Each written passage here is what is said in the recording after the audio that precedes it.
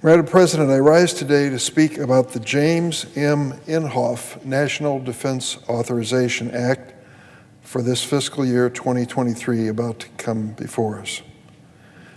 First, let me say this bill is aptly named in recognition of nearly 3 decades of service in the Senate of our colleague, Senator Jim Inhofe of Oklahoma.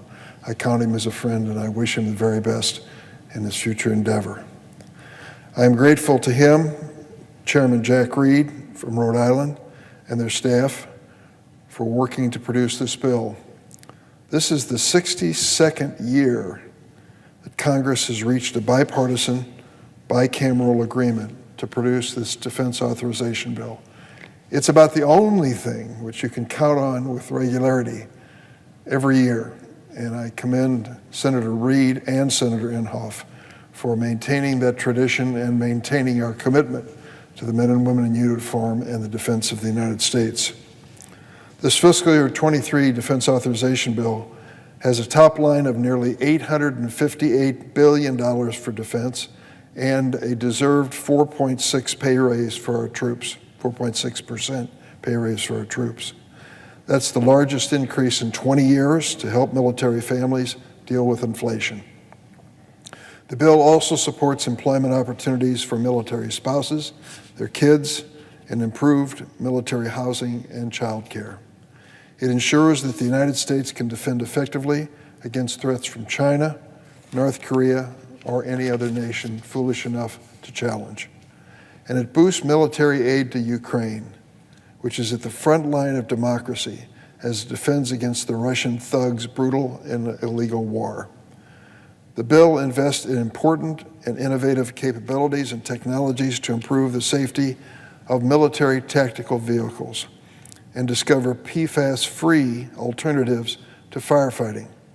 And it includes several provisions that I requested with Senator Duckworth, from protecting Scott Air Force Base, one of our premier Air Force bases, from divestment to strengthening security cooperation with our Baltic allies, to expanding federal mental health services after FEMA emergency declarations. I'm pleased the bill also includes bipartisan provisions from the Judiciary Committee to improve the security of federal judges and strengthen protection for sexual assault survivors. You wonder, what is that doing in this bill?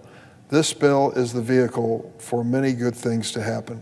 And the bills that I just referenced were bipartisan bills coming out of committee, which we've hitched a ride on this bill to deliver. At the same time, I'm troubled by several provisions in the text of the bill. First, this bill would lift the Pentagon's policy of requiring service members in the military to receive COVID-19 vaccines. This is an extremely alarming and even dangerous decision. Mandatory vaccinations for the U.S. military are not new. They date back to the earliest days before we were a nation, when George Washington ordered smallpox inoculations for troops in the Continental Army. The Pentagon currently requires several vaccines for military members, and appropriate exemptions already exist for medical and religious purposes. So many troops serve around the world in extreme conditions and in close quarters for extended periods of time by assignment, making any risk of infectious disease such as COVID all the more threatening and troubling.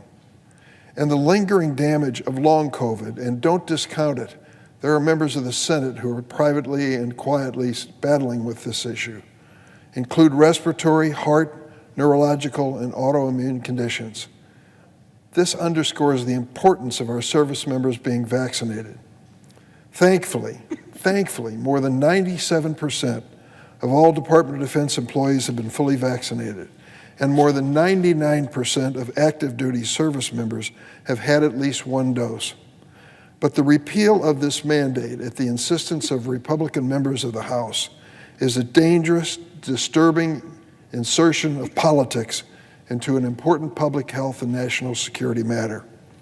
Secretary of Defense Lloyd Austin, whom I greatly respect, has made it clear that he opposes this provision, as do I. In addition, the final bill extends for another year unnecessary restrictions on transferring detainees from the detention facility at Guantanamo. Did you think Guantanamo was gone and closed? No, it isn't. Included in this bill is a complete ban of transfer of any of these detainees to the mainland of the United States for any purpose whatsoever, for any period of time. This ban includes even transfers to the U.S. for prosecution in a federal court or necessary medical care. This puts our medical professionals in a terrible, untenable, unprofessional position of having to provide medical care that cannot be safely provided on that naval base Guantanamo. That endangers the lives of their patients, and we mandate it in this bill. I have come to this floor to advocate for the closure of Guantanamo for years. It saddens me that for more than 2 decades, the legacy of torture and indefinite detention has continued to betray our values as a nation and the rule of law. This detention facility was deliberately created to serve as a legal black hole where detainees could be held incommunicado, beyond the reach of law, and even subjected to torture. There is still, all of these years later, no due process for the prisoners at Guantanamo, and no justice for the families of thousands of people who died on 9/11. We held a hearing on Guantanamo, and one of the family members of the survivors of that terrible 9/11 occurrence came and said to us, finally get it over with. Close this facility, try these individuals if you have a charge against them. If not, put an end to it.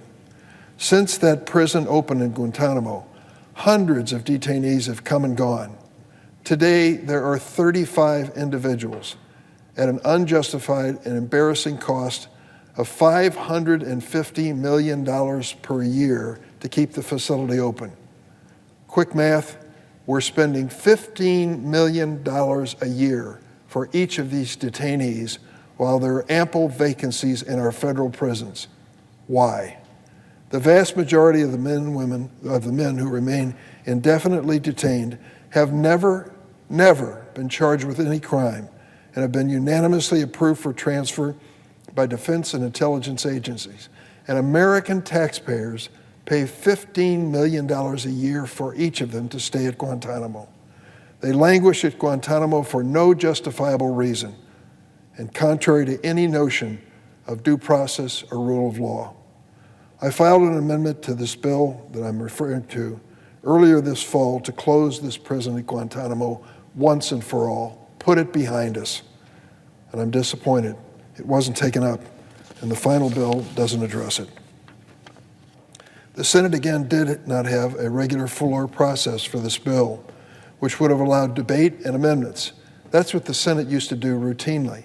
Now it hardly ever happens in this body. Ultimately, I'll vote for this bill, even with my objections that I've stated. But I want the record to be clear.